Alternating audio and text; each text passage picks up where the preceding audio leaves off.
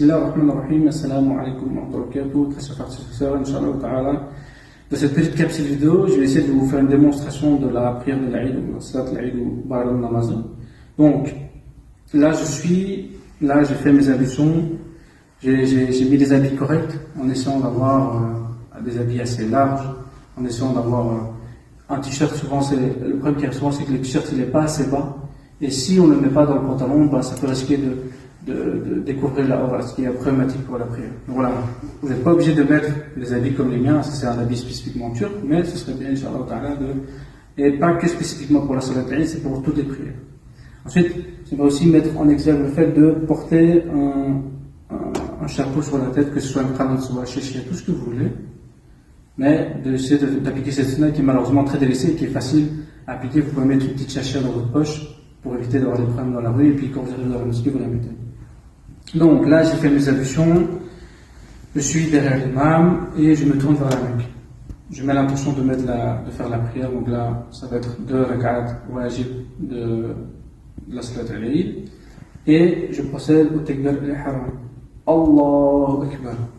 Je lève les mains au niveau des lobes d'oreilles, sans obligatoirement toucher, en essayant d'avoir les mains en face de la qibla, mais c'est pas obligatoire. J'ai vu beaucoup de Turcs faire comme ça. Après, c'est pas un problème, mais voilà, moi je vous présente comment on me l'a appris.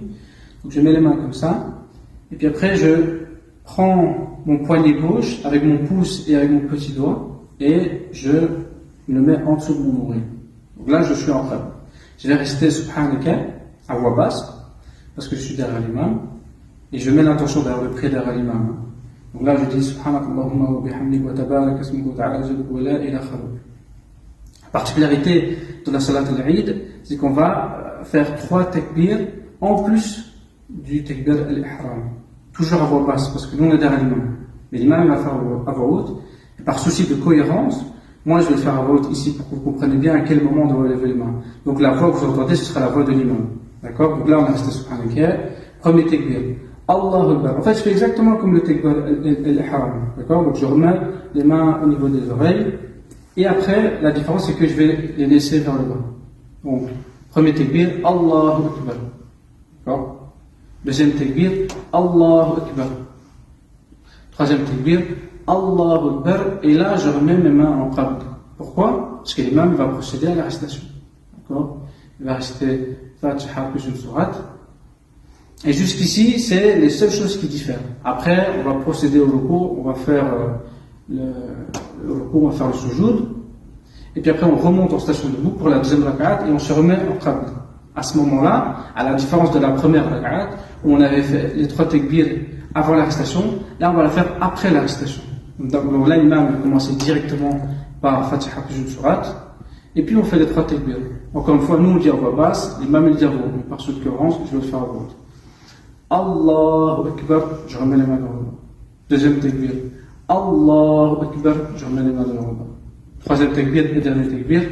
Allahu Akbar, et je laisse cette fois-ci les mains dans le bas. Pourquoi? Parce que je vais procéder au repos. L'imam va dire Allahu Akbar et je vais vers le repos. Donc au final, il n'y a pas vraiment de différence avec une prière qui se prie en 2 rak'at. D'accord? Il y a juste ces 3 takbirat qui vont s'ajouter. Et même si le jour de l'Aïd, vous ne vous souvenez pas à quel moment, est-ce que c'est avant la récitation, est-ce que c'est après la récitation, de toute façon, nous, c'est pas vraiment important parce qu'on ne reste pas derrière l'imam. Et de toute façon, dès que vous entendez le takbir de l'imam, vous levez les mains et vous le mettez vers le bas. Et puis, quand vous entendez l'imam rester, si même vous aurez oublié, vous avez mis les mains comme ça, vous remettez les mains. Donc, je récapitule. Première rak'at, takbir al-ihram. Ensuite, on fait subhanaka. Et on procède aux 3 takbirs, en remettant les mains vers le bas et en les levant bien. Ensuite, l'imam va procéder à la récitation, et après, on fait la suite normale, repos, sujoud. On revient à la deuxième rak'at, en station debout, et là, l'imam, au lieu de faire les 3 takbirat, il va d'abord faire la récitation. Il va faire al-Fatiha plus une sourate, et on refait les 3 takbirat. On lève comme au début, et on met vers le bas, et on fait la prière correctement en faisant le repos et sujoud.